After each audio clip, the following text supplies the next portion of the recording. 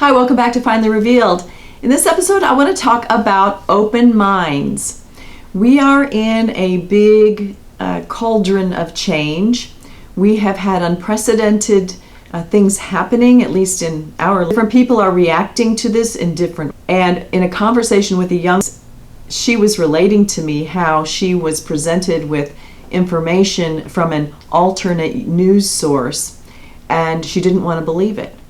She kept going back to the traditional news programs that she had been taught and had grown up with and was comfortable in receiving information. However, she told me I opened my mind to this other information and not only made me question the source of my original information, but why they were not showing some of this other information, and deciding for myself where I was going to let this lead me and where I was going to find answers to questions I had instead of listening to the same message over and over. That was very refreshing. I want to come in here and talk with you about having an open mind. And what does that really mean? What does that look like? And is it possible? Or do we carry our biases and prejudices with us no matter what, and we are incapable? I refuse to think that we are incapable of opening our minds or that we are incapable of learning something new. Look at people who've grown up without cell phones. They now have cell phones. They have smartphones. They have computers on their desk. And these are people that used to use an old-fashioned typewriter and have a secretary and barely had an intercom on their telephone. And now they can text and get on FaceTime and look at YouTube or make their own YouTube videos to communicate back and forth. So I reject the fact that someone would say we can't change or that things always have to be one way.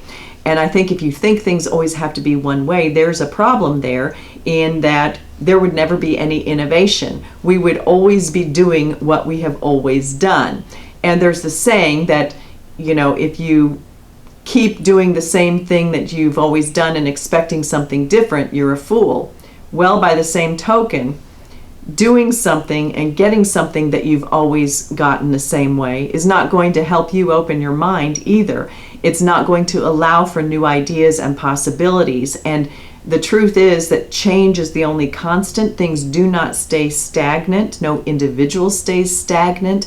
And no individual stays the same throughout their whole life. People evolve and change. Sometimes you might see someone as a great little kid and then they grow up to be a criminal by their actions. It could be the opposite. You get the idea that someone you thought, I don't trust them, and then they turn out to be a very charitable person and very, very giving. So our ideas and expectations are put on people all the time, and it's important for us to be able to open our mind, allow for other people to change, just like we want them to allow for us to change.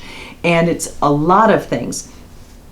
I've talked about this in several videos about how a need for control and comfort and security and safety is what people cling to when they close their mind, when they close the options around them. That's really something for them to do, and that's where the open mind comes in too. Your closed mind is a closed loop. They know you there.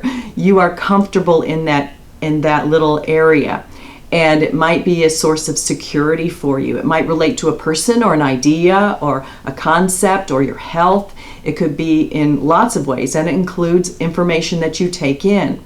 So people can be very resistant to anything that bumps up against that. It's easier for them to reject it out of hand than to examine it. If you're always giving someone else the power to regulate what information comes to you, I think that's lazy at the very minimum. But it's also being in denial that there is more than one side to a story. And to me, when one side of a story seems overwhelmingly oppressive to any other possible explanation or fact, that at the very least deserves our attention. I talked about cognitive dissonance, and I'll put a link to that video below. I did a whole video on that about how people have to deal with a change in their reality, and people will fight against that. They will come up with excuses to keep their biases and their world and their perception intact, almost at all. So people want to avoid pain, and they want to have control, and so these are the underlying reasons why they will keep their mind closed. So you want to be able to have innovation and change and improvement in your life. That is not going to come from a single loop where you do everything. If you're doing that for information or concepts, you're basically handing over the keys to your car to someone else, and you're no longer driving. If you are so dependent on one source for information all the time, you've ceded any brain power or any control.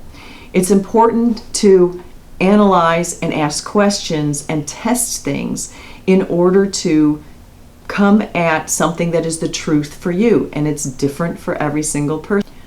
I think in order for us to come at what is truly true or false or fake news or not, or information or an idea or a new concept or a new way of doing something or new information, is for us to look at what we're receiving, look at the source of what we're receiving, what has our experience been with that source, analyze the information, look for something that disproves it, discuss with others who have differing opinions,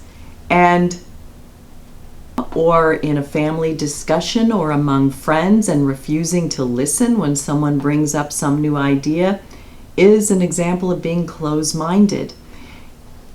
No one is necessarily trying to change your mind, but when you examine your own information that you are taking in and how you are dealing with that, are you being lazy? Are you kidding yourself?